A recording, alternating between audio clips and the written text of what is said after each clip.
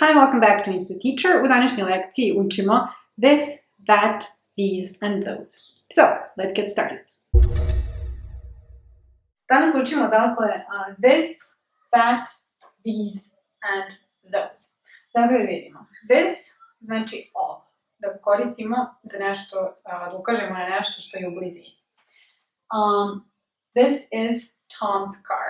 Ovo, dakle nešto što je u blizini, zamislimo situaciju da je to automobil blizu, dakle ovo je Tomov automobil.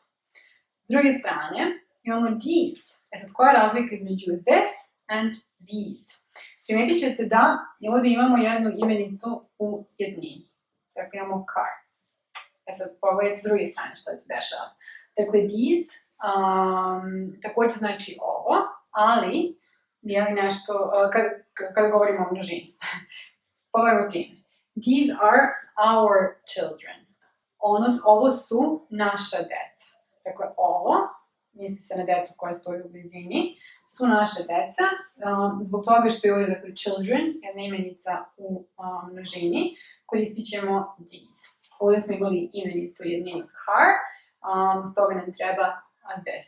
Dakle, this i these koristimo da opišemo, da ukažemo na nešto u stvari što je u blizini, s tim da this koristimo sa jedninom, dok these koristimo sa množinom. So, this is Tom's car, ovo je Tomov automobil, these are our children, ovo su naša deca. Ok, kada želimo da ukažemo na nešto što je malo dalje od nas, dakle što nam nije u blizini, koristit ćemo that i those. Dakle, that bi bilo ono. So, that is Tom's car. Ono, misli se na automobil koji je dalje, dakle, ono je Tomov automobil. So, that is Tom's car.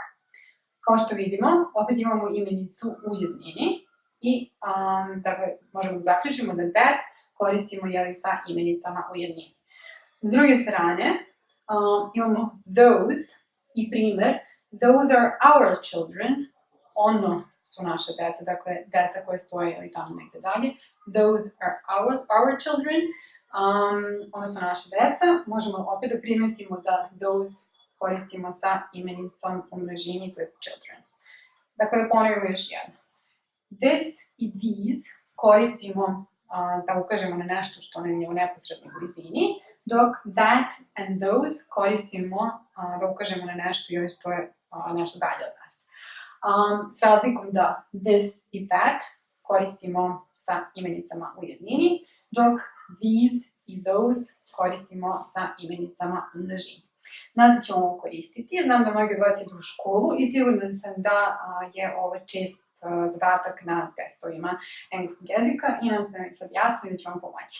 Kao i uvijek posjetite Insta Teacher sajt, čiju adresu možete pronaći ovdje i u opisu ovog videa ispod, da uradite vežbu vezano za ovu lekciju jer se tako najbolje uči. Hvala što ste gledali ovu Insta Teacher lekciju. Ukoliko vam se ova lekcija svidjela, lajkujte.